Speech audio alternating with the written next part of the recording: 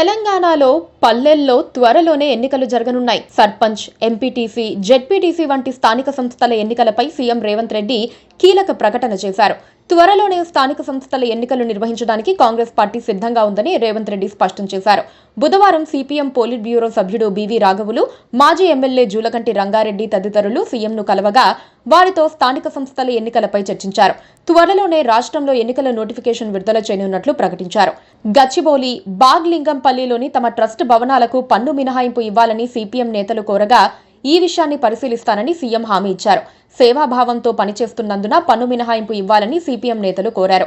కాగా తెలంగాణలో స్థానిక సంస్థల ఎన్నికల నిర్వహణపై హైకోర్టు ఇటీవల కీలక తీర్పు వెలువరించింది. సెప్టెంబర్ 30, 2025 లోపు సర్పంచ్ ఎన్నికలు పూర్తి చేయాలని రాష్ట్ర ప్రభుత్వాన్ని ఆదేశించింది.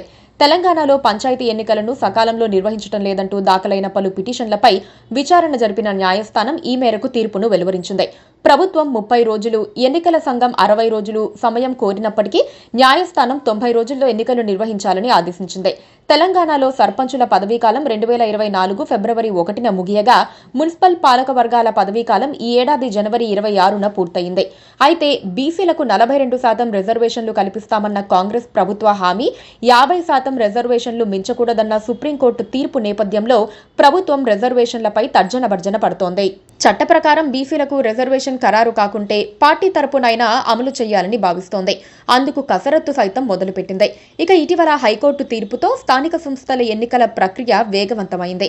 తాజాగా సీఎం రేవంత్ రెడ్డి సైతం స్థానిక సంస్థల ఎన్నికలపై కీలక ప్రకటన చేయడంతో ఎన్నికల్లో పోటీ చేసే ఆశావహులు సమరానికి సిద్ధమవుతున్నారు.